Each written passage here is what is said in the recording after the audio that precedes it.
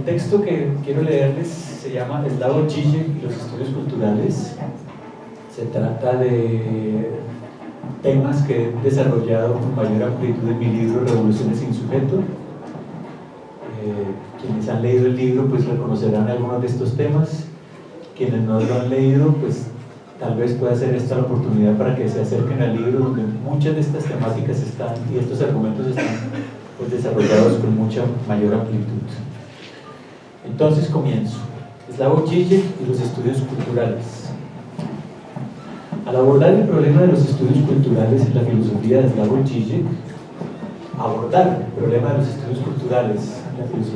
Žižek, supone necesariamente comprender el mapa que el pensador esloveno levanta de las actuales luchas de la izquierda y entender la valoración que hace de ellas. Tales luchas son agrupadas bajo el rótulo de posmodernas, corriente dentro de la cual Žižek enmarca a los estudios culturales, y constituyen, en su opinión, el mayor obstáculo que enfrenta hoy día la izquierda para avanzar hacia una política emancipatoria. Lo primero será entonces preguntarnos por el modo en que Žižek traza una genealogía de este pensamiento posmoderno, cuya emergencia es ubicada en los levantamientos estudiantiles de mayo del 68. Luego nos centraremos en el concepto de ideología para entender por qué la izquierda posmoderna es incapaz de trascender el horizonte actual del capitalismo. Finalizaremos con algunas consideraciones críticas en torno al modo en que Žižek diagnostica la miseria de los estudios culturales. Entonces, primer punto, la profecía de Lacan. Se dice que poco después de los levantamientos de mayo del 68, Jacques Lacan, el brillante médico que había realizado una gran revolución del psicoanálisis, se dirigió a los jóvenes manifestantes callejeros y les dijo: a lo que ustedes aspiran como revolucionarios es a un amo, y lo tendrán. Frente al entusiasmo de los estudiantes, decididos a luchar contra las jerarquías sociales y tomar el destino en sus manos, el maestro reacciona con un gesto incomprensible. No se hagan ilusiones, muchachos. Ustedes no serán jamás sus propios amos. Lo único que lograrán será cambiar sus cadenas. Los estudiantes, pensaba Lacan, desean inconscientemente seguir siendo esclavos. Buscan tan solo un nuevo amo que les permita gozar mejor de su anhelada esclavitud. De este modo, el gran revolucionario Lacan retiró su apoyo a esa otra gran revolución que se desplegaba fuera de su consultorio. 40 años después, con motivo de un nuevo aniversario de mayo del 68, el filósofo esloveno Slavoj Žižek publicó un artículo en el que comienza recordando el incidente de Lacan con los estudiantes.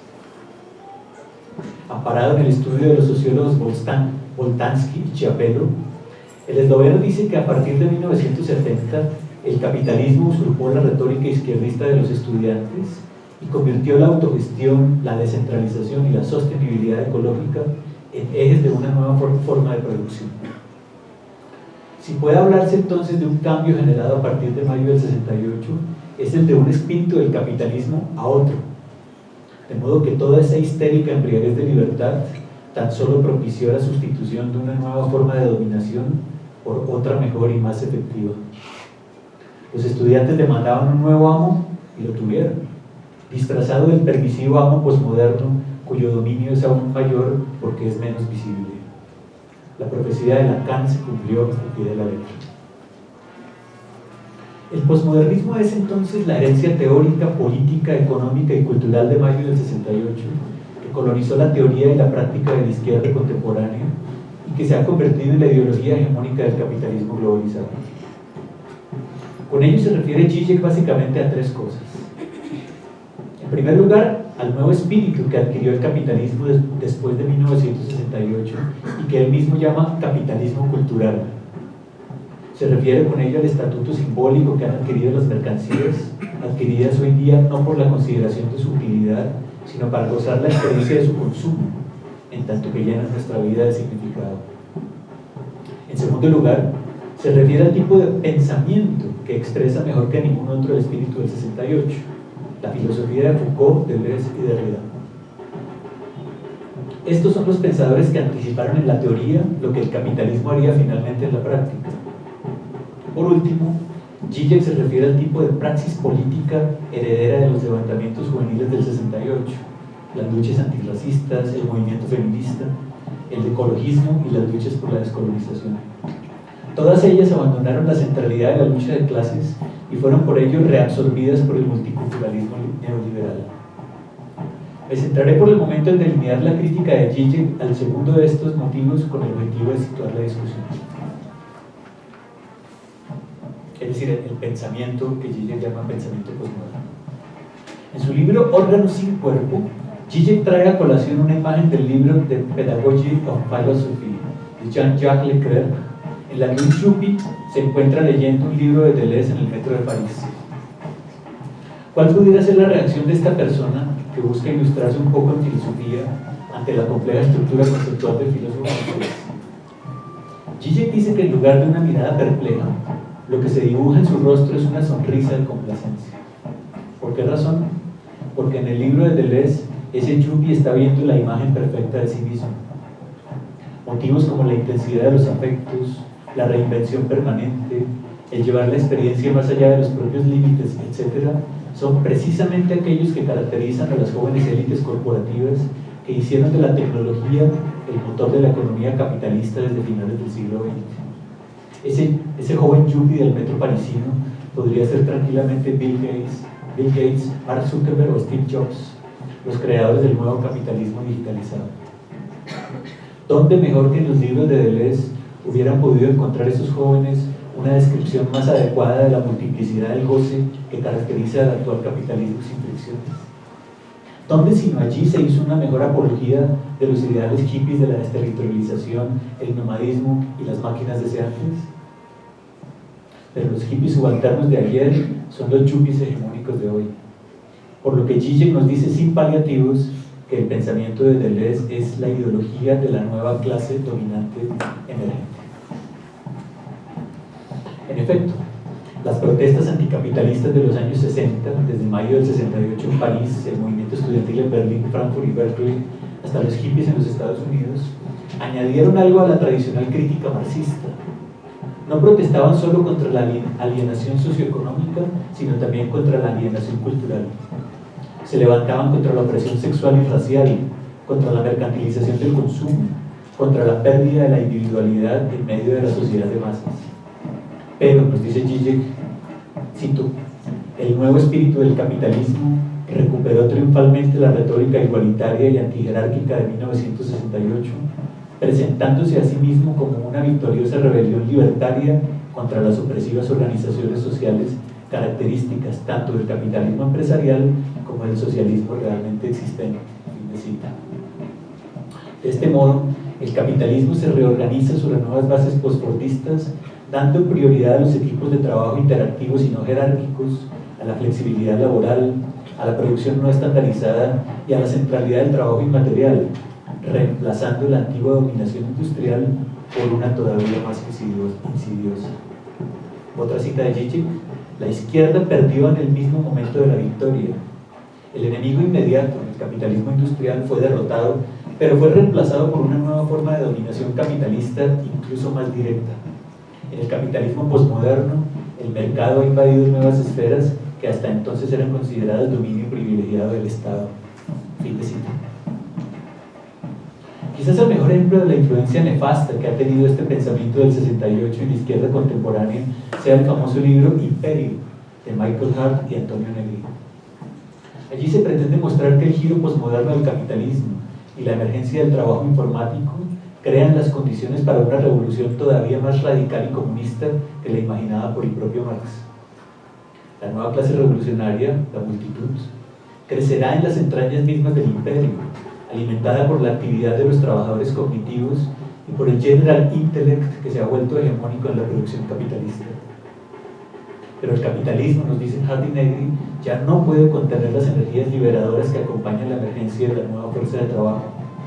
Es por eso que la multitud hará suyos los atributos que el imperio es capaz de realizar: la desterritorialización, el nomadismo, la autoorganización y la creatividad sin límites. Poco después de la aparición del libro, Zizek escribió una reseña en la que afirmaba que el imperio carece de una visión política concreta y realiza un diagnóstico inadecuado de los antagonismos que atraviesan el mundo contemporáneo. En lugar de combatir el nuevo espíritu del capitalismo, Hardy y Negri prefieren abrazarlo por completo, porque en las dinámicas del trabajo cognitivo, con sus formas de interacción social no jerárquica, perciben ellos la semilla del comunismo. Pero todo esto no es más que el retorno del fantasma del 68. La idea de que el trabajo inmaterial está ya colectivizado y forma parte de lo común queda desmentida por una empresa como Microsoft, que organiza y explota la sinergia de las singularidades creativas. Si ha habido alguna vez una idea utópica, nos dice Zizek, esta es con seguridad una de ellas. Sin embargo, lo que más fastidia a nuestro filósofo del libro de Hardy y Negri es el uso de la jerga deleuziana y Foucaultiana para repensar el marxismo, pues le parece que ahí radica el verdadero problema: creer que filósofos como Deleuze y Foucault son los pensadores de las nuevas resistencias, los renovadores de la izquierda después de la caída del muro de Berlín. He ahí el peligro que es necesario combatir, y a ello dedica Zizek todas sus energías. En el capítulo tercero de su libro, El espinoso sujeto, Zizek articula una crítica de la obra de Michel Foucault que me gustaría tomar como ejemplo del tipo de estrategia utilizada por el esloveno para combatir el pensamiento de mayo del 68. Recordemos que para Foucault el poder no es un atributo que le pertenezca a determinados sujetos, sino una malla de relaciones que atraviesa la sociedad entera. El poder no es algo que se adquiera, que se mueva en una dirección específica o que se encuentre en relación de exterioridad con respecto al conocimiento y a la verdad. Por eso, nos dice Foucault, no es posible escapar a las relaciones de poder, de tal modo que las resistencias tendrán que ser articuladas en y desde las técnicas y tácticas desarrolladas por el poder mismo, en lugar de buscar un imaginario lugar de exterioridad. Pues bien, nos dice Zizek, este es precisamente el problema que Foucault nunca logró resolver: la continuidad entre el poder y la resistencia. Pues si los mecanismos de poder generan los sujetos mismos sobre los cuales ejercen su fuerza, entonces la relación entre el poder y la resistencia es completamente circular. El sujeto que resiste juega en realidad bajo las mismas reglas que intenta combatir, pues es un producto de las normas disciplinarias y de las tecnologías biopolíticas. Palabras de Zizek, cito: el sujeto mismo que se resiste a esas medidas disciplinarias e intenta eludirlas, en su núcleo más profundo está marcado por ellas, está formado por ellas. Con lo cual tenemos que, si seguimos el argumento de Foucault, el poder y la resistencia se hallan atrapados en un abrazo mortal recíproco. No hay poder sin resistencia y no hay resistencia sin poder. De acuerdo a la interpretación de Zizek, Foucault se dio cuenta solo al final de su vida de esta contradicción. En sus últimos libros, El uso de los placeres y la inquietud de Cinto, el francés quiso resolver el problema de la circularidad entre poder y resistencia acudiendo al mundo grecorromano, pues le parecía que allí podría trazar la genealogía de un tipo de sujeto capaz de enfrentar y resistir las técnicas de poder desplegadas en la modernidad. El razonamiento era claro, dice Zizek: si toda resistencia al poder de las instituciones modernas está cooptada de antemano por ese mismo poder, si el contrapoder no puede ser ejercido por los sujetos que ese mismo poder engendra, entonces se hace necesario buscar un sujeto que no haya sido subjetivado completamente por esas técnicas. Un sujeto capaz de producirse a sí mismo con relativa independencia de las prácticas de subjetivación desplegadas en Europa a partir del siglo XV. Y la genealogía de ese sujeto la traza Foucault hasta el mundo clásico, el mundo antiguo clásico. Pero según Zizek, esa jugada no logró resolver el círculo vicioso entre el poder y la resistencia, sino tan solo mitificarlo. Cito: Foucault recurre al mito de un estado anterior a la caída, en el cual uno mismo forjaba su propia disciplina, que no era un procedimiento impuesto por un orden moral universal culpabilizado. Es decir, que el truco de Foucault radicó en buscar en los orígenes mismos de Occidente un modo de subjetivación que escapa de las instituciones modernas, con el fin de mostrar que la resistencia no necesariamente forma parte del juego de los poderes que combaten. Un movimiento retórico, pues acude a una imagen ficticia y romantizada de Grecia, creada en el siglo XVIII por los románticos alemanes. Zizek afirma que el relato germano romántico que hace Foucault del mundo griego funciona en realidad, cito, como una especie de correlato a la descripción mítica realizada por Malinowski y Mead de la sexualidad no reprimida del Pacífico Sur. Con su fascinación por lo otro de la modernidad, Foucault aparece a los ojos del esloveno como una especie de Rousseau del siglo XX, en busca de un sujeto impoluto capaz de eludir tanto la subjetivación disciplinaria como la gestión geopolítica de la modernidad. Un sujeto que puede ir más allá de las instituciones modernas mediante la aplicación de tecnologías otras de subjetivación. Tecnologías que ya no recurren a las normas de convivencia social y política entradas por el disciplinamiento de los cuerpos y tampoco a los modos de vida que requiere la gestión de las poblaciones. En otras palabras, la estética de la existencia. Pero Zizek está convencido de que no es posible eludir a través de trucos retóricos como estos el poder que arrastran las instituciones modernas. El capitalismo y la democracia liberal se han totalizado hasta el punto de convertirse en condición de posibilidad de vida y acción para millones de personas en todo el planeta. Por eso, en lugar de buscar un sujeto otro que sea capaz de resistir al poder de esas instituciones, como cándidamente pretenden Foucault y Deleuze, deberíamos buscar la posibilidad de la revolución en el antagonismo intrínseco al sujeto como tal.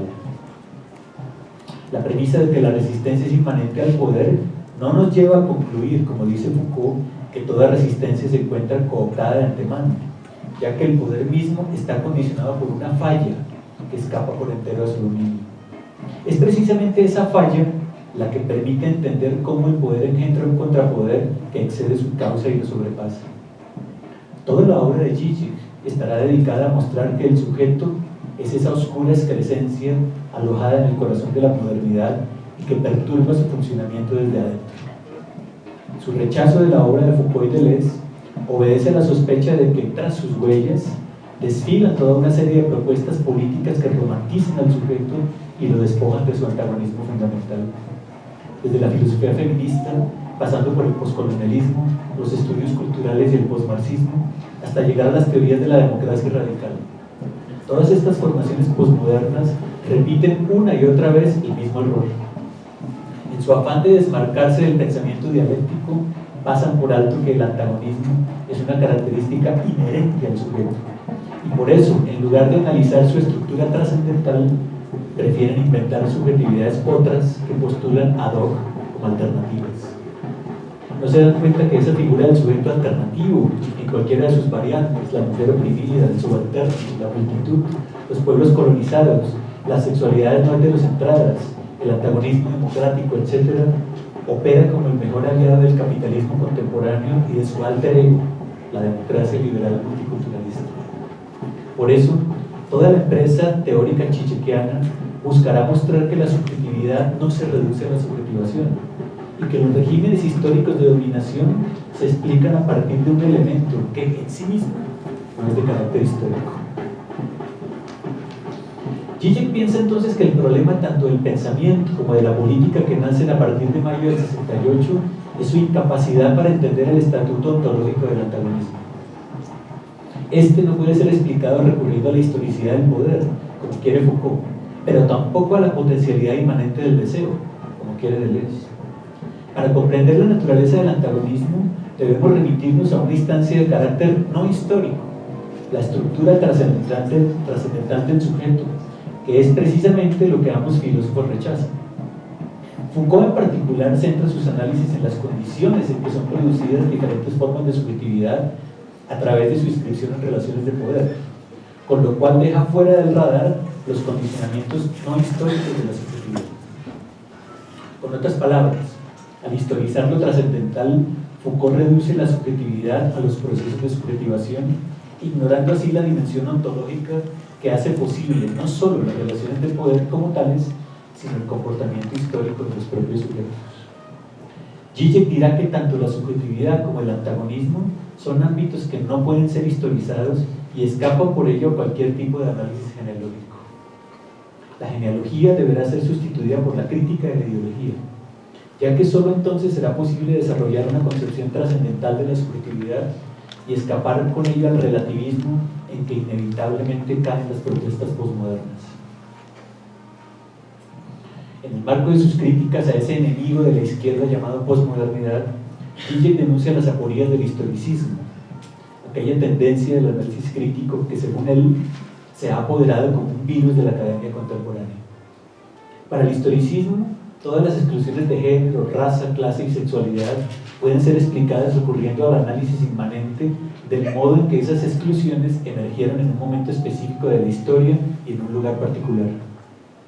El historicismo niega cualquier dimensión ontológica que pueda explicar el fenómeno de la dominación, por lo cual siempre desemboca en la premisa Foucaultiana de que ninguna resistencia está en posición de exterioridad frente al poder contra el que lucha. Pero al hacer esto, el historicismo descarta la posibilidad misma de la lucha política, pues ella demanda necesariamente el recurso a una instancia ontológica que permita la universalidad. La obra entera de Zizek buscará mostrar que las exclusiones de género, raza, clase y orientación sexual existen solo porque hay un vacío fundamental que no se reduce a ninguna de ellas y que es la condición de posibilidad de todas. Un núcleo traumático que opera como a priori de todas las relaciones sociales de poder. El problema del historicismo posmoderno es su ignorancia de una serie de supuestos ontológicos que nuestro filósofo pondrá sobre la mesa con su interpretación lacaniana del idealismo alemán. Supuestos que demandan recurrir de nuevo a la figura del sujeto trascendental. Este es el primer punto. Segundo punto, luchas fantasmáticas. Como hemos dicho, Zizek está convencido de que el peligro más grande para las luchas políticas de izquierda no proviene de la derecha tradicional, enemigo ya conocido, sino de un puñado de intelectuales herederos de mayo del 68 que se presentan como renovadores del pensamiento de izquierdas. El enemigo más poderoso de la izquierda está, pues, alojado en sus propias entrañas y tiene un nombre concreto, la filosofía postestructuralista, con todas sus ramificaciones universitarias, los estudios de género, los estudios postcoloniales, los estudios ambientalistas y los estudios culturales. Posmodernismo, postestructuralismo y estudios culturales parecieran encarnar un mismo fantasma que asusta terriblemente a nuestro filósofo. Lo cierto es que parece temer a la influencia que este pensamiento pueda tener sobre los movimientos sociales y las luchas políticas de la izquierda. Pero, ¿qué es en concreto lo que tanto le molesta? Lo que provoca la irritación de Zizek es que el postestructuralismo reduce la categoría sujeto a la de subjetivación, cometiendo el error de postular que toda subjetividad es efecto histórico de relaciones de poder, es decir, que el sujeto está socialmente construido. El padre de este error monumental no habría sido otro que Michel Foucault, el mismo que ya desde 1971 había dicho que la noción de ideología debe ser rechazada porque trabaja con el concepto de un sujeto alienado o engañado por la fantasía ideológica. Un sujeto que en últimas preexiste a la operación ideológica.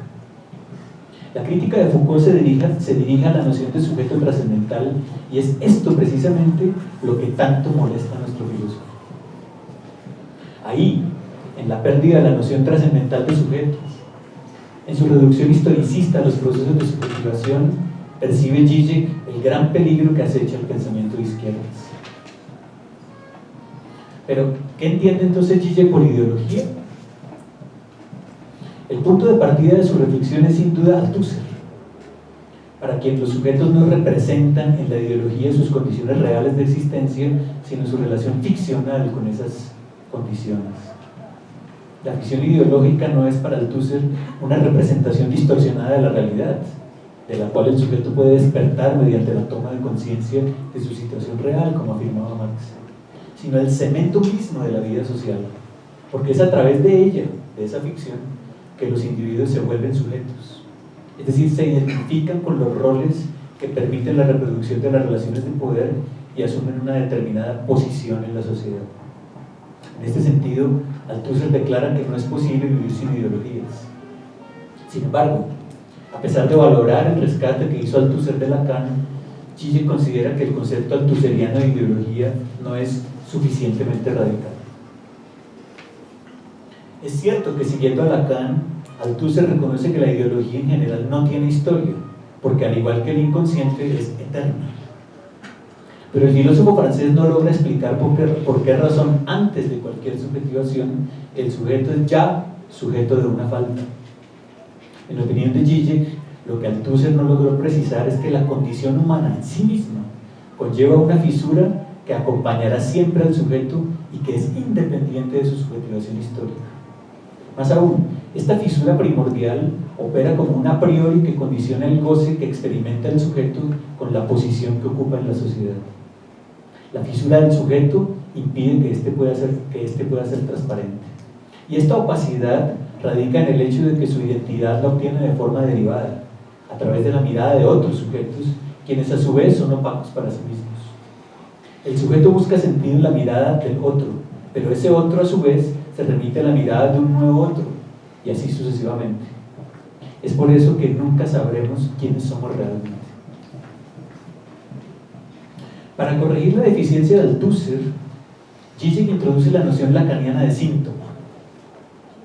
El nivel fundamental de la ideología no es entonces el de una ilusión que enmascara el estado real de las cosas, sino el de una fantasía inconsciente que estructura nuestra propia realidad social. Y esa fantasía es la que nos permite gozar, tener un sentimiento de satisfacción por las cosas que cotidianamente hacemos. Podemos gozar el síntoma solo en la medida en que la ilusión que estructura la vida social se mantenga intacta. Pero en el momento en que tal ilusión se desvanezca, en el momento en que el fantasma que soporta la ideología se vaya, entonces terminaría el goce y nos veríamos abocados a confrontarnos con nuestro propio vacío ontológico, con ese núcleo traumático que desestructuraría por completo nuestras vidas. Por eso es que no estamos dispuestos a abandonar el síntoma, aunque sepamos que el capitalismo es un sistema injusto, que la democracia solo sirve para legitimar el poder de las oligarquías, o que el colonialismo es la matriz del racismo moderno. Por eso preferimos la ignorancia al conocimiento, ya que éste nos arrebataría inmediatamente el goce. Lo que Zizek dice es que hoy día todo el mundo sabe que el sistema capitalista está generando la destrucción del planeta, pero aún así todos quieren seguir viviendo en el capitalismo. Todos desean permanecer con las gafas ideológicas puestas, se comportan cínicamente, como bien lo mostrará Sloterdijk. ¿Y por qué siguen haciendo lo que saben que no deberían hacer? Porque si la máscara ideológica cayera, se perdería también el goce que viene aparejado con esa fantasía. Es esto precisamente lo que ocurre con las actuales luchas de la izquierda posmoderna. Trátese del ecologismo, del feminismo, de las acciones de solidaridad con los pueblos explotados, de las luchas por la descolonización en el tercer mundo. Todas estas acciones y movimientos son tenidos por el filósofo como una simple manifestación de ideología. Allí solo ve la encarnación de una fantasía que da sentido a los herederos de mayo del 68, la ilusión de que con sus acciones moleculares están contribuyendo al mejoramiento del mundo, a la reducción de la pobreza, a la consolidación de la justicia social, a la descontaminación del medio ambiente, a la equidad de las relaciones de género. Zizek insiste en que si alguna de estas metas políticas alguna vez se cumpliera, entonces desaparecería el goce que sienten sus promotores al estar deseando que se cumplan. Sus acciones por hacer de este mundo un lugar mejor ya no tendrían ningún sentido y quedarían irremediablemente confrontados con lo real de su deseo, es decir, con su propio vacío ontológico. El joven activista político se entrega a un trabajo frenético por manifestar su descontento con las desigualdades globales que genera el capitalismo, pero en realidad su trabajo es ideológico. Persigue el objetivo inconsciente de gozar con la reproducción permanente de aquellas desigualdades que combate, ya que funcionan como un fantasma. De hecho, el activista se comporta en realidad como un parásito de la crisis. Qué suerte que tengo de que haya injusticias en el mundo, pues si no las hubiera, mi vida carecería de sentido. El activista ecológico, por ejemplo, se esfuerza por reciclar la basura, por no usar bolsas de plástico, por concientizar a la gente del peligro que corre nuestro planeta, por adquirir productos orgánicos. Pero todas estas acciones, por más progresistas que aparenten ser, cumplen la función de sostener la fantasía que encubre lo real de su propio deseo. El ecologista necesita verse a sí mismo como una persona que está luchando por salvar el planeta, que está llevando una vida sana, cuando en realidad lo único que hace es fortalecer una economía capitalista de mercado que ofrece toda gama de productos ecológicos. Cuando compramos manzanas orgánicas, por ejemplo, no estamos haciendo en realidad nada por el mundo, sino tan solo por nosotros mismos. ¿Quién creería de verdad que esas manzanas podridas y sin forma son algo bueno para la salud? Solo se lo cree el ecologista, que con su protesta contra la explotación capitalista de los recursos naturales está de suyo atrapado en la mercantilización de su propia vida. Al adquirir esas manzanas, el ecologista compra un estilo de vida ofrecido por el mercado. Lo mejor, nos dice Zizek, sería no hacer absolutamente nada antes que perder el tiempo con ridículas acciones como estas que tan solo contribuyen a fortalecer el sistema. En efecto, para el filósofo esloveno, todas las pequeñas acciones políticas, todas las intervenciones moleculares que podemos realizar para cambiar el mundo no sirven absolutamente para nada. Son tan solo ficciones ideológicas cuya función no es otra que encubrir un núcleo insoportable. Enmascaran no tanto la realidad, sino lo real del propio deseo. Queremos eludir siempre el vacío que está en el fondo de la existencia humana y por ello necesitamos llenar de sentido ese vacío ocultándolo. Pues si esta fantasía se rompiera, entonces irrumpiría lo real y nuestra existencia sería insoportable. La crítica al racismo, para solo colocar este ejemplo, no consigue nada con refutar la pretendida superioridad de unos hombres frente a otros en base a datos económicos, históricos o sociológicos. No se trata de demostrar que los otros, judíos, negros, turcos, árabes, gitanos, indígenas, etc., son realmente distintos a lo que los racistas piensan que son. Es decir, tratar de refutar los argumentos racistas con datos empíricos. Esto de nada sirve, porque el otro que odia al racista nada tiene que ver con sujetos realmente existentes, sino con fantasmas. El racismo no es un fenómeno óntico, sino ontológico, de modo que su crítica no busca ir más allá del fantasma, sino explicarlo como algo que no es solo inevitable, sino también necesario. Lo que hace Zizek es explicar que el racista necesita de la presencia permanente del otro, ya que de ella depende su propio goce. El odio racista no se dirige contra sujetos específicos, sino contra fantasmas, como era el caso del antisemitismo alemán previo a la Segunda Guerra Mundial. No se trata solo de que los otros amenacen la relación privilegiada que tiene el antisemita con sujeto de deseo. Los judíos vienen a quitar a los alemanes sus puestos de trabajo. Sino más aún, de que estos encuentran goce al fantasear sobre el goce de los judíos, cómo seducen a las chicas alemanas, cómo se enriquecen sin trabajar demasiado. El exceso de su forma de vida, que en realidad no es sino un producto fantasmático, es algo que el antisemita desearía tener.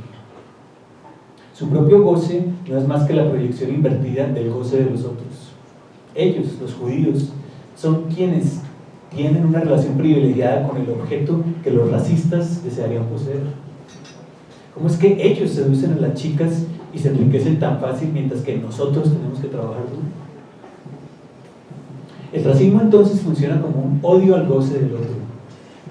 No es que el racista odie al judío, al negro, al indígena, al gitano, al árabe por causa de su historia, de su color de piel, de su forma de vida, sino que les odia por causa de su goce. Estos sujetos empíricos son elevados a la categoría de objeto A, Lacan lo llama así, objeto A, y encarnan por tanto el sublime objeto de la ideología.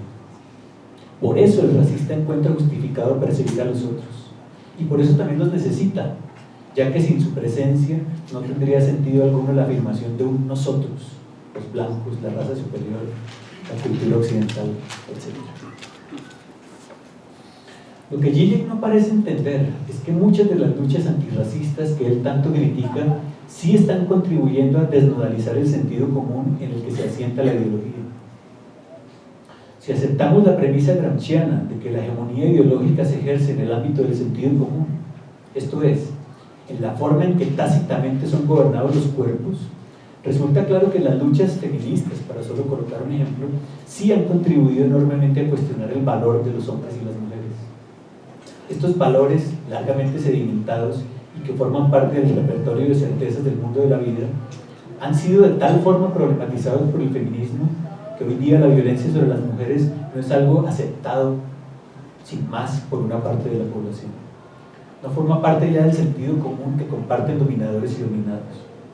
Igual ocurre con las luchas antihomofóbicas, decoloniales y antirracistas. Son formas de intervención sobre el sentido común que cuestionan valores tomados por naturales y los ponen críticamente sobre la mesa de la opinión pública, contribuyendo a su desnaturalización.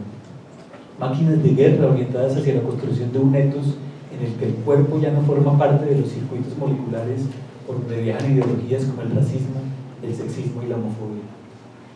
Formas activas de sabotaje que interrumpen esos circuitos y los expulsan del sentido común. Ahora bien, otra cosa muy distinta es el problema de si estas luchas, más o menos exitosas en el ámbito de la sociedad civil, han logrado articularse para disputar la hegemonía de la sociedad política. Aquí las críticas de Zizek pudieran apuntar en una dirección correcta, pero este será un problema que discutiremos en otra ocasión. Tercero y último punto: la miseria de la izquierda.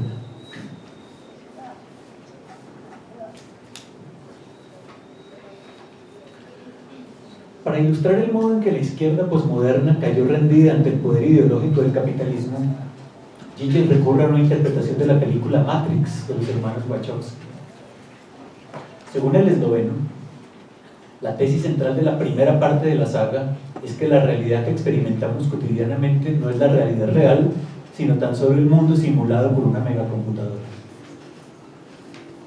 Vivimos pues en una realidad virtual, artificial, generada por la Matrix, a la cual se hallan conectadas nuestras mentes. De hecho, la famosa escena en la que Morfeo le muestra a Neo las dos pastillas propone justamente la disyuntiva entre la realidad y la ficción. Si escoge la pastilla azul, entonces habrá optado por continuar ocupando su posición de sujeto como programador de computadoras en el mundo ideológico creado por la Matrix.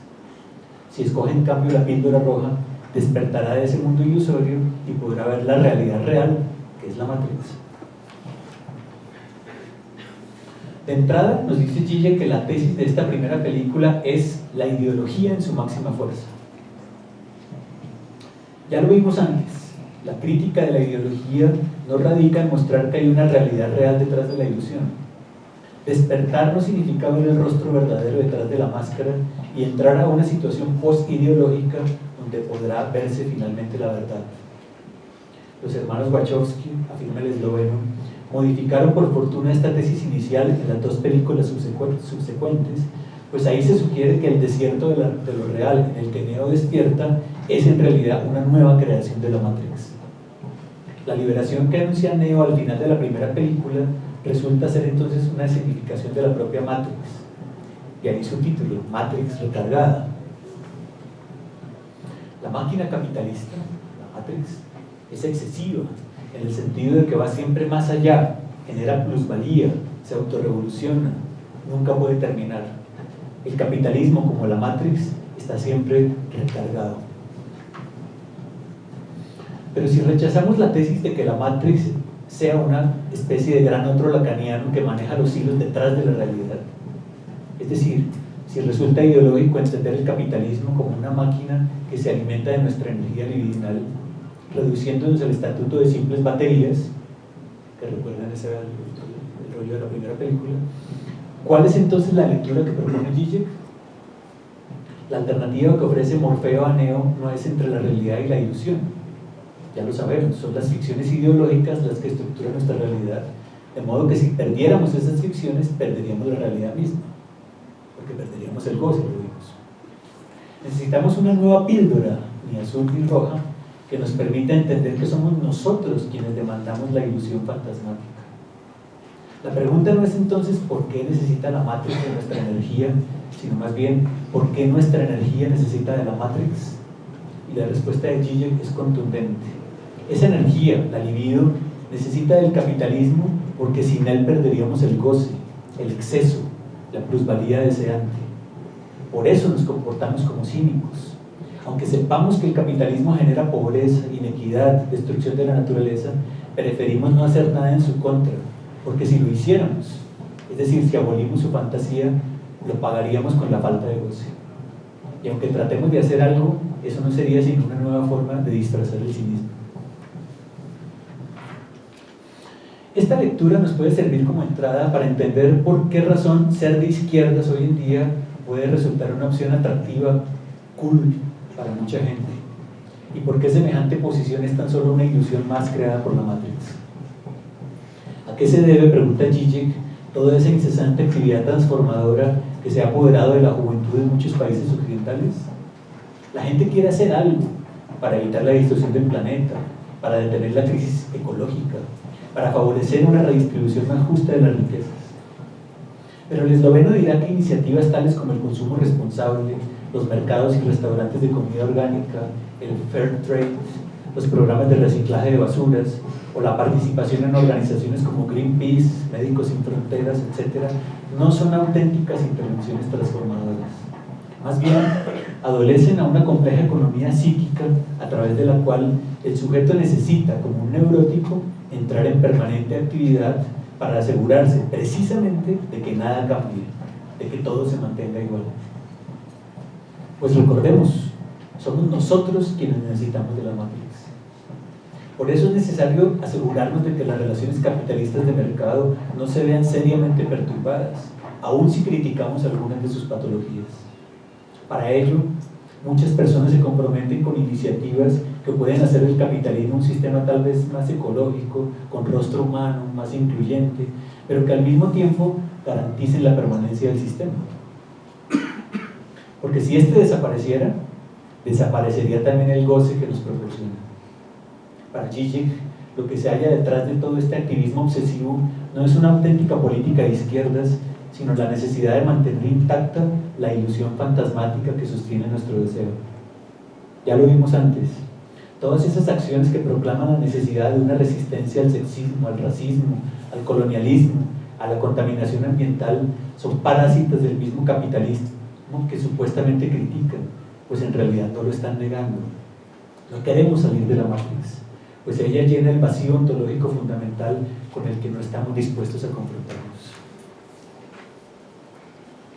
Pero si todas estas pequeñas acciones de nada sirven, ¿qué puede hacer alguien que se ve a sí mismo como un sujeto de izquierdas? Por el momento, afirma Zizek, mientras que no ocurra un acontecimiento que transforme radicalmente las coordenadas del capitalismo, lo mejor que un activista verdadero puede hacer es no hacer nada en absoluto. Frente a la generalización del pseudoactivismo, el militante de izquierdas debería quedarse a la expectativa, resistir la tentación de intervenir en cualquier precio, emulando así la actitud ética de Bartleby. Preferiría no hacerlo. Esto significa que debemos evitar actuar movidos por la indignación moral. Hay que hacer algo, porque tales acciones se hallan inscritas en las coordenadas ideológicas hegemónicas. En lugar de querer modificar tal o cual situación al interior de esas coordenadas, deberíamos negarnos a participar en acciones que favorecen la reproducción ideológica del sistema. Un ejemplo de este quietismo activo podría ser el negarse sistemáticamente a realizar acciones políticamente correctas, como por ejemplo reciclar la basura. Aquí no hay programas de reciclaje igual. Contribuir en programas de asistencia social para los más desfavorecidos, comprar productos ecológicos, participar en manifestaciones pacíficas, sabiendo que todas estas cosas tan solo sirven para alimentar a la Matrix. Dicho de otro modo, hay que negarse a hacer comida fácil para el sistema, pues una cosa es ser revolucionario y otra muy distinta es ser rebelde en el espíritu hippie del 68. La rebeldía, nos dice Zizek, es un tipo de acción muy valorado hoy día por el capitalismo, ya que este capitalismo opera sobre la base del exceso. La sociedad neoliberal de consumo se funda sobre el principio de que más es mejor, de tal modo que hoy día estamos casi que obligados a gozar. Si la modernidad implementó una serie de normas para la contención del goce, la ética burguesa del trabajo, la posmodernidad ha normalizado la transgresión. Todo el tiempo estamos siendo invitados por la publicidad, los medios de comunicación, a ir más allá de nuestros propios límites. Debemos tener una carrera exitosa, un cuerpo hermoso, una vida sexual fantástica, publicar en revistas indexadas, tener una espiritualidad libre. Es decir, debemos ser personas más allá de lo común, capaces de marcar una diferencia frente a la norma. Hay que romper las normas, explotar los límites tradicionales, de tal modo que paradójicamente lo normal hoy día es la transgresión. Erosionado el orden simbólico de las sociedades modernas, el que goza ya no es quien vive conforme a las normas, sino quien las destruye. Es por eso que el imperativo "hay que hacer algo" se encuentra atrapado en las coordenadas ideológicas dominantes.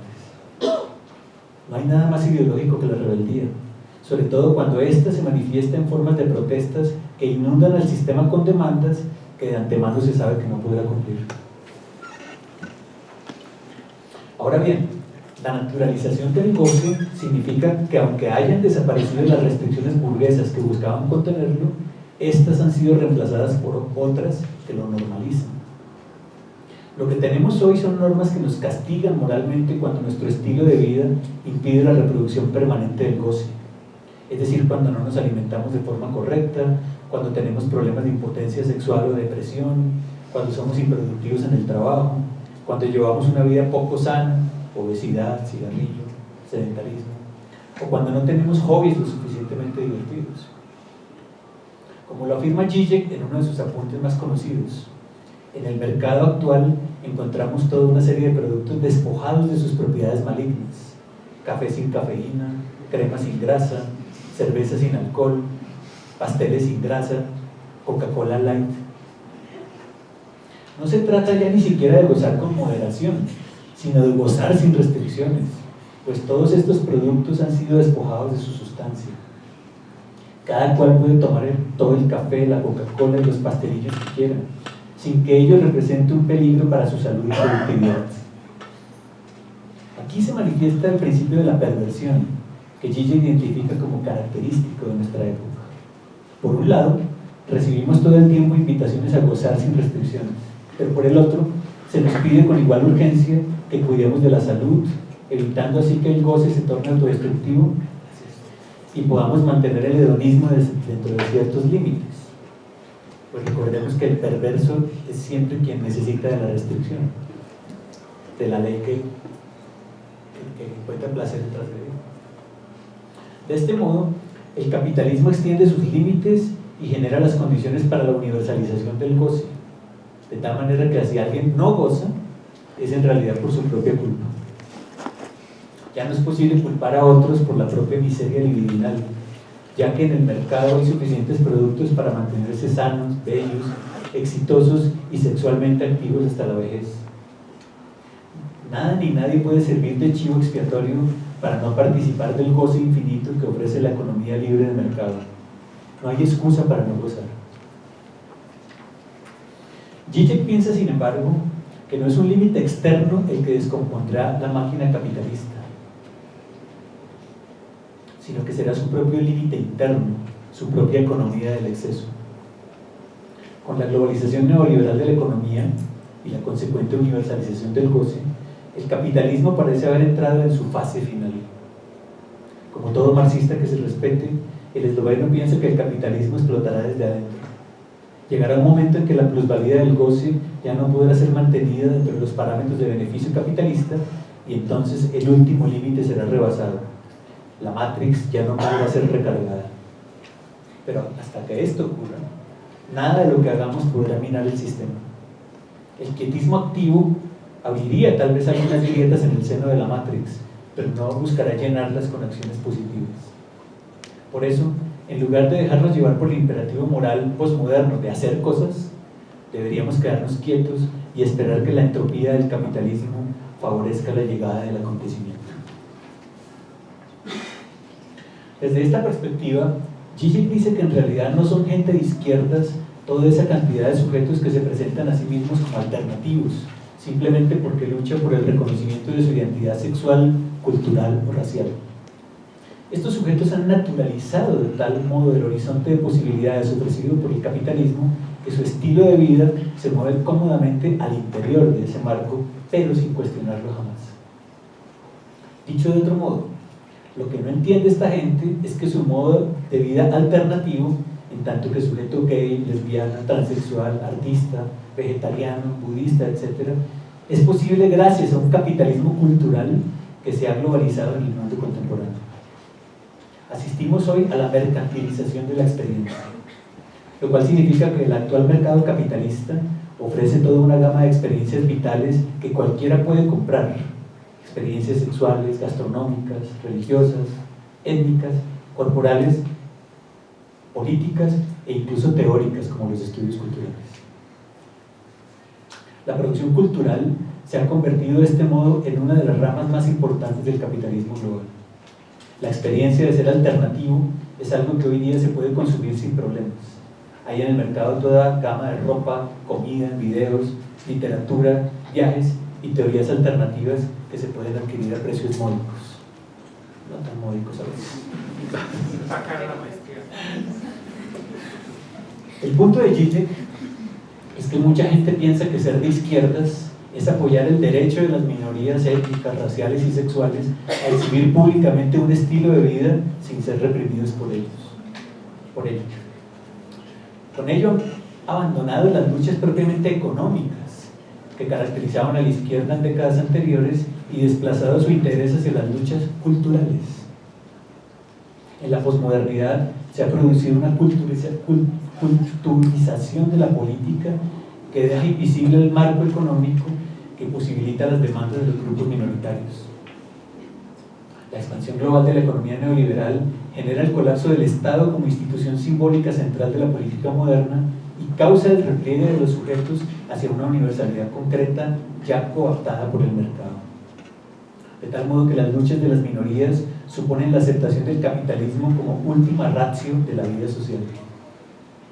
Pues en últimas, es el mercado el que permite que todas estas minorías puedan gozar de su estilo de vida. Hay productos de todo tipo para la comunidad gay, para las lesbianas.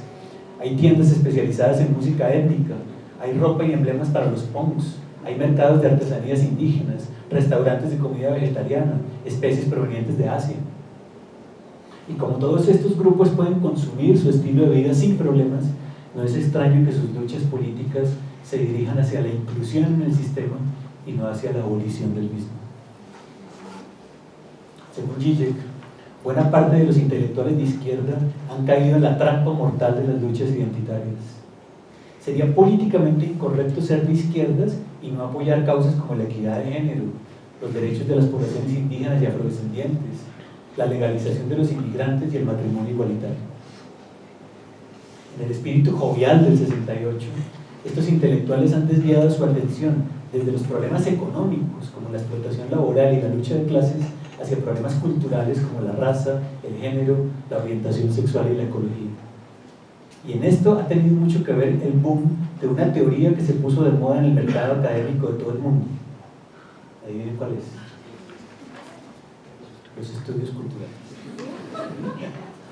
Cito de Zizek. Normalmente, los estudios culturales suponen la postura de la suspensión cognitiva característica del relativismo historicista. Los teóricos del cine en estudios culturales, por ejemplo, ya no se hacen preguntas básicas como ¿cuál es la naturaleza de la percepción cinematográfica?, sino simplemente tienden a reducir dichas preguntas a la reflexión historicista sobre las condiciones sociales en que determinadas nociones aparecen como consecuencia de relaciones de poder históricamente específicas. En otras palabras, nos hallamos ante el abandono historicista de la cuestión misma acerca del valor verdad inherente a una teoría. Cuando un teórico típico de estudios culturales se ocupa de un edificio filosófico o psicoanalítico, el análisis se centra exclusivamente en desenterrar su prejuicio patriarcal, eurocéntrico, identitario, sin hacerse siquiera la pregunta ingenua, pero no por ello menos necesaria: ¿cuál es la estructura de eso? ¿Cómo funciona realmente la psique humana? Dichas cuestiones ni siquiera se toman seriamente en los estudios culturales.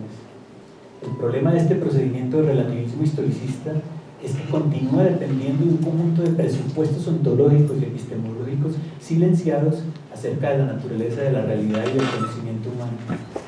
En general, una noción proto-nietzscheana de que el conocimiento no solo está incrustado en, sino también generado por un conjunto complejo de estrategias discursivas de reproducción del poder. Fin de cita. ¿Cuál es el problema de Zizek con los estudios culturales?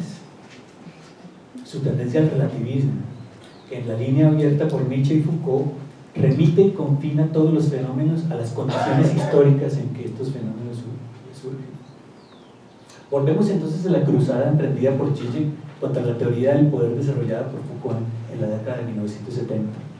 Su mayor objeción, recordemos, es que esta teoría no solo conduce al relativismo epistémico, sino que impide entender las resistencias al poder por fuera del marco definido por el poder mismo.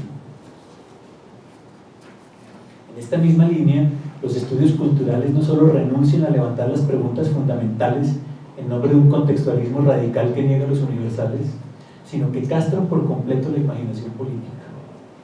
Más aún, los estudios culturales ejemplifican esa ética posmoderna que descalifica toda forma de verdad universal como un acto de violencia cultural sobre los subalternos.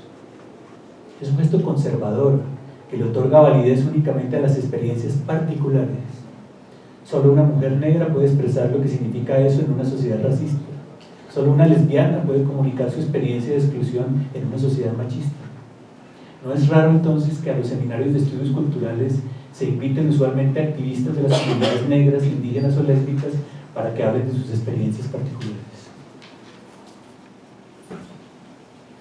Zizek tiene razón en que algunas expresiones de los estudios culturales son resistentes a la universalización como gesto político por excelencia. El excesivo énfasis en las luchas particulares de los subalternos conlleva un ejercicio de despolitización en la medida en que impide la articulación universal de intereses, la creación política de una voluntad colectiva. Pero es justo ahí donde resulta paradójica la crítica de Zizek a los estudios culturales. Porque si hubo algo que identificó desde sus inicios a este campo emergente, fue la recuperación que hizo del pensamiento de Gramsci, y en particular de su concepto de hegemonía. Este concepto conlleva siempre la idea de la articulación de intereses entre diferentes grupos, la formación de una cadena de equivalencias que funciona como voluntad común de luchar contra las desigualdades. Por ello, el concepto de hegemonía de los estudios culturales no riñe con el gesto político de la universalización que defiende Zizek, sino que lo exige. El problema parece ser que el concepto de hegemonía se desmarca de la centralidad que Marx había dado a la noción de clase social en este proceso de universalización de intereses, y es eso lo que tanto molesta a Zizek. También le irrita mucho el hecho de que en esa recuperación que hicieron los estudios culturales de Gramsci, el sentido común aparezca como territorio donde se libra la lucha ideológica. Pues para el esloveno, el escenario cultural no es el lugar donde han de librarse las luchas emancipatorias de la izquierda, porque ese terreno ha sido ya ocupado enteramente por el mercado. Es inútil querer desnodalizar el sentido común a través de intervenciones culturales que se mueven al interior del marco de acción definido por el capitalismo.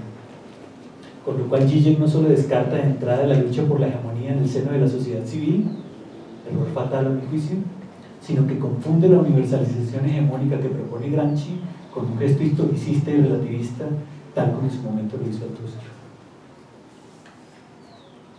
Frente a este relativismo epistémico, hipotecado actualmente por los jóvenes conservadores de los estudios culturales, Zizek propone recuperar la política de la verdad ejemplificada por Lenin.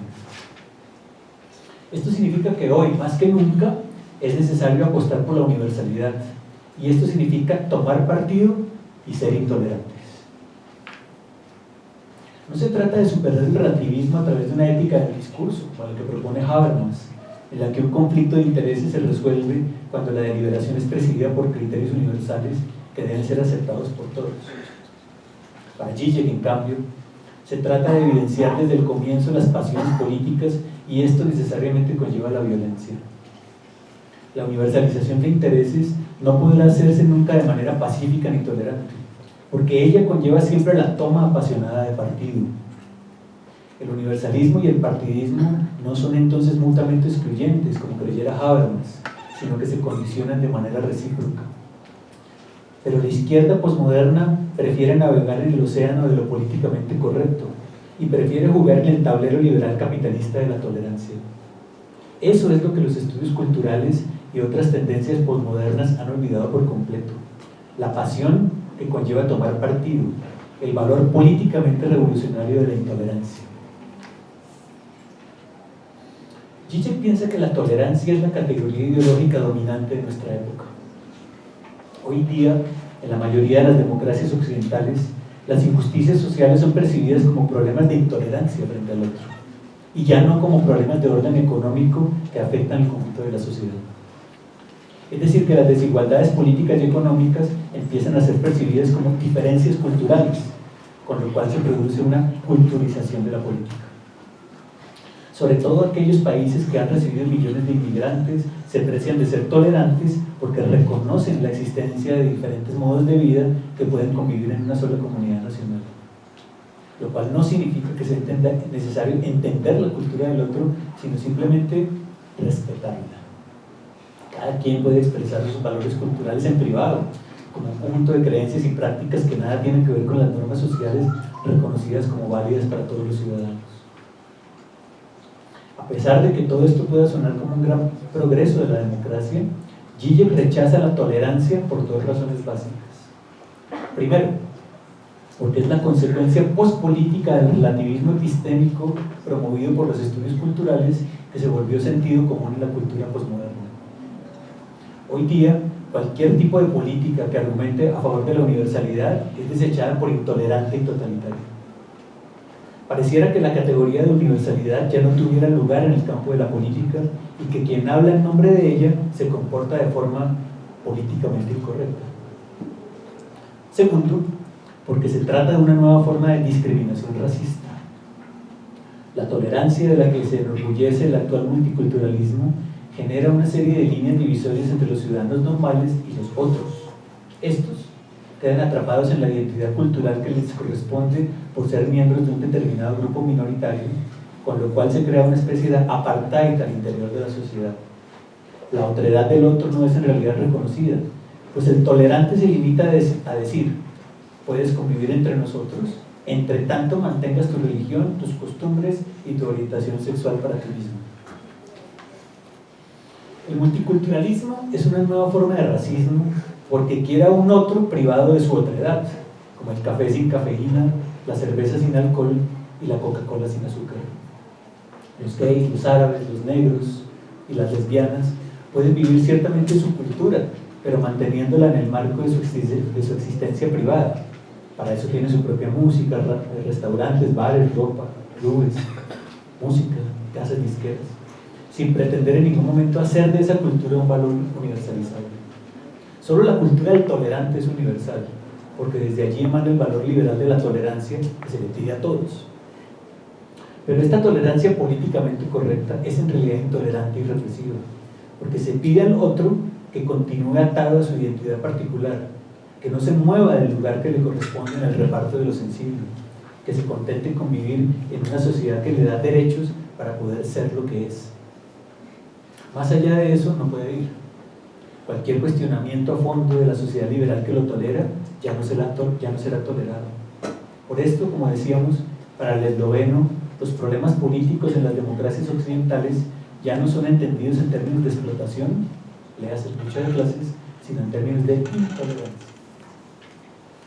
Zizek señala con acierto que las democracias occidentales no pueden ignorar por más tiempo el hecho de la multiculturalidad y han respondido a ello con una ampliación teórico-práctica de la doctrina liberal clásica, el multiculturalismo. Pero este intento por redefinir el liberalismo y hacerlo más abierto a la diversidad cultural es ideológico, en tanto presupone la superioridad de la concepción liberal del mundo. El multiculturalismo se reduce a un respeto por las culturas tradicionalmente excluidas, a las que le garantiza su derecho a la existencia, pero bajo la condición de que se supediten las reglas de juego formuladas desde la visión liberal. Desde este punto de vista, el multiculturalismo no es sino una versión actualizada del viejo modelo racista y asimilacionista que busca integrar a los grupos culturalmente diferentes a la cultura del grupo dominante. Solo que esta vez, tal asimilación no ocurre de forma abiertamente discriminatoria, sino de forma políticamente correcta. Y es por eso, dice Zizek, que los programas de estudios culturales pues tienen mucho éxito, ¿no? Porque hablan de la diferencia, de la diversidad racial, de orientación sexual, etc. Es decir, en una sociedad que se vuelve políticamente correcta, cada vez más políticamente correcta, los estudios culturales tienen un nicho en el mercado académico. La participación en una ciudadanía multicultural solo es posible si esos grupos renuncian a significar públicamente su diferencia para adecuarse a los principios universales del liberalismo. Está claro entonces por qué razón el esloveno mira con sospecha la simpatía de la izquierda contemporánea por lo que él denomina luchas culturales. Al negar la necesidad a priorística de las luchas de clase y la determinación en última instancia de la economía sobre todas las demás formaciones sociales, estas luchas en torno a la raza, el género y la sexualidad son fácilmente coaptadas por la ideología liberal capitalista. Pero nos preguntamos si con este tipo de argumentos no estará confundiendo Zizek el liberalismo con la democracia. Pues aunque es cierto que valores liberales como individualismo y libre empresa vienen ligados a la expansión de las relaciones capitalistas de producción, también es cierto que valores democráticos como igualdad y libertad han permitido impugnar esas relaciones económicas de subordinación. No es correcto, a mi juicio, establecer una equivalencia directa y taxativa entre liberalismo y democracia. Quien habla de democracia no solo habla de libertades individuales, sino que también habla de la lucha contra las desigualdades. No vale por ello interpretar las luchas en torno al género, la raza, la sexualidad y la ecología como subproductos directos del capitalismo neoliberal, pues en realidad son extensiones del imaginario democrático de la igualdad. Al ignorar tal distinción, Zizek se acerca peligrosamente al discurso neoconservador según el cual la proliferación de demandas en torno a la igualdad son un grave peligro para la sociedad, pues la tornan ingobernable. Personajes como Daniel Bell y Samuel Huntington han repetido muchas veces que la presuposición de igualdad que levantan los gays, las lesbianas, las mujeres y las minorías étnicas son excesos de democracia que deben ser controlados por el Estado. Recordemos que ya en la década de 1970 el sociólogo Daniel Bell decía que las democracias liberales habían desembocado en un hedonismo generalizado, estimulado por los medios de comunicación y el consumo de masas. Democracia, para Bell, es el nombre que reciben hoy las sociedades de consumo orientadas hacia el goce y centradas en la búsqueda del placer individual. Pero los neoconservadores de hoy son todavía más radicales que lo que era Bell en los 70s. Dan un paso más allá de Bell y no dudan en identificar la democracia con el totalitarismo. Pues si los regímenes totalitarios de ayer se caracterizaban por eliminar la distancia entre el Estado y la sociedad, ahogando las libertades individuales, lo mismo pero en dirección contraria ocurre hoy con las llamadas democracias. Si antes era el Estado el que devoraba a la sociedad, hoy es la sociedad civil la que devora al Estado. Lo que vemos en las actuales democracias, nos dice el actual discurso neoconservador, es que temas de orden cultural, como la discriminación de las mujeres, los matrimonios entre parejas del mismo sexo y el reconocimiento de las diferencias étnicas, se han convertido en demandas excesivas que atentan contra la gobernabilidad de las sociedades. Estamos pues frente a sociedades permisivas, hedonistas, carentes de autoridad, donde el anarquismo cultural es lo que predomina. Me pregunto, ¿no se parece esto demasiado a la crítica que hace Zizek a la democracia y a los estudios culturales? ¿Resemblanzas de familia? Quizás, pues los antidemócratas de derecha y los antidemócratas de izquierda llegan avanzando en direcciones opuestas a un mismo punto en el que sus posiciones coinciden. Coincidencia opositora, decimos en filosofía. No estoy diciendo con esto que Zizek sea un filósofo neoconservador. Él sabe muy bien que las pretensiones de igualdad y libertad son universales en la medida en que son encarnadas por aquellos sectores de la sociedad que no tienen parte en la misma. Con ello se distancia de aquellos partidos de derecha que miran la egal liberté como un peligro a los valores tradicionales, pero también se distancia de aquellos sectores que rechazan el universalismo por considerar que encubre intereses particulares de orden imperial, colonial, patriarcal, occidental, etc. Lo que digo es que no es correcto vincular directamente y sin paliativos el capitalismo con la democracia, pues al hacerlo caemos fácilmente en una posición radicalista según la cual las luchas por las formas de vida son asuntos culturales que carecen de relevancia en el marco de acción instaurado por el capitalismo global. Con ello se ataca el corazón mismo de las luchas democráticas, ya que éstas no se juegan solo en el nivel de las decisiones parlamentarias y en el poder administrativo del sistema político, sino en el acto de negarse a permanecer en el lugar que le ha sido asignado a un sujeto por el orden establecido. Como diríamos en ese lenguaje gramsciano que a Zizek tanto le disgusta también el lenguaje de los estudios culturales, son luchas por alterar el sentido común en el seno de la sociedad civil, o para utilizar el lenguaje altuseriano que nuestro filósofo sí aprecia. Una lucha democrática se da justo en el momento en que un individuo o un colectivo se desidentifica frente a la posición de sujeto con la que ha sido interpelado. En este sentido,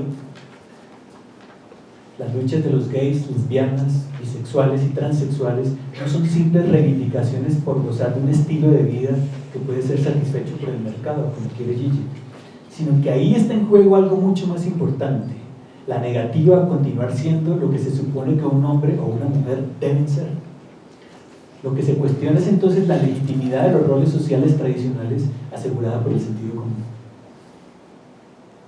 Para el esloveno, sin embargo, lo único que se juega en lo que llaman luchas culturales es la reproducción ideológica del goce que ofrece la economía capitalista de mercado, y acusa a la izquierda posmoderna de ser ciega frente a ella.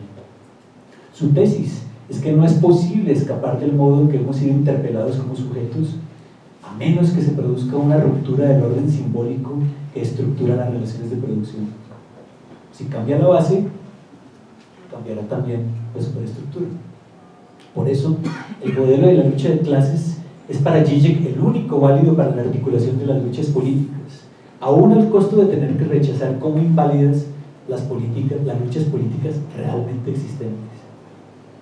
Creo que este juicio sobre las prácticas políticas reales, acusándoles de ser meras apariencias ideológicas, opera en realidad como una forma de despolitización. Zizek pasa juicio sobre lo que la gente realmente hace en nombre de algo que no hace, pero que debería hacer.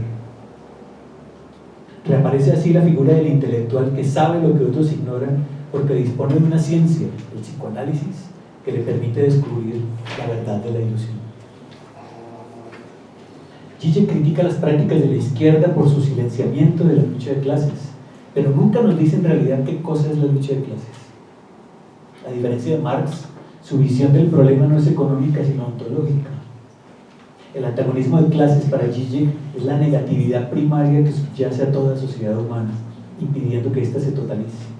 La herida fundacional sobre la que se levanta cualquier modo social de producción. Es, en otras palabras, lo real de la sociedad, que existe con total independencia de cuáles sean los grupos empíricos que se definen como clases económicas en un momento cualquiera de la historia. La lucha de clases no es por tanto un fenómeno empírico sino ontológico, que como tal nada en absoluto nos dice respecto al funcionamiento concreto de la economía en las sociedades contemporáneas. Desligado por entero de la tradición marxista del análisis económico, el esloveno pretende, sin embargo, ser un renovador del marxismo y tener autoridad para decirle a los demás que su posición no es suficientemente marxista. Situación harto paradójica. Zizek, que nunca nos ofreció un solo análisis económico del capitalismo en su ya extensísima obra, le reprocha a la izquierda contemporánea el haber olvidado la economía para favorecer la cultura. Es desde esta posición arrogante y moralista que Zizek declara la época contemporánea como esencialmente pospolítica. En el cuarto capítulo de su libro El espinoso sujeto, dice que la característica central de la pospolítica es que el conflicto entre visiones ideológicas es reemplazado ahora por la celebración de tecnócratas ilustrados y multiculturalistas liberales. Esto quiere decir que los debates políticos se desplazan hacia el ámbito de la cultura, con temas como el de las parejas gay, la inmigración, el racismo, la violencia de género y el calentamiento global, mientras que simultáneamente el debate sobre la economía se concentra en manos de expertos, convirtiéndose en objeto de un saber técnico sustraído a la discusión política. Aquí Zizek coincide con el diagnóstico de Rancière, según el cual los gobiernos neoliberales contemporáneos aceptan tácitamente que la política ha llegado a su fin. La política ya no es entendida como la realización de una promesa, de una utopía emancipatoria, sino como el arte de conducir el navío, esto es Rancière, de esquivar las olas.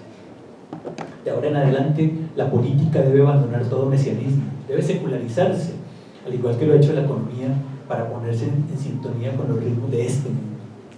La política debe adecuarse al estado de las relaciones sociales dominadas por las fuerzas calculadoras de la economía, de modo que las instituciones del Estado deben reflejar el modo de ser de la sociedad. Pero a partir de este diagnóstico, el el de la pospolítica que Zizek asume completamente de Rancière. Zizek da un paso que Rancière no está dispuesto a dar. Pues mientras que el filósofo francés sabe que existen intervenciones democráticas que cuestionan la distribución pospolítica de lo sensible, es decir, que recuperan el momento litigioso de la política, el esloveno piensa que tales intervenciones forman parte del mismo orden pospolítico que cuestiona. No hay ningún tipo de acción democrática que pueda entablar líneas de fuga frente al desierto de lo real, pues la democracia, en todas sus formas, se halla subsumida por completo a la hegemonía del capital. Zizek dirá incluso que prestigiosos intelectuales de izquierdas, como el propio Rancière, Laclau, Mouffe, Butler, Negri, han sido seducidos por la idea de una democracia radical amiga del pluralismo, que es en realidad la otra cara del multiculturalismo neoliberal. La izquierda ha sido hegemonizada por la pospolítica.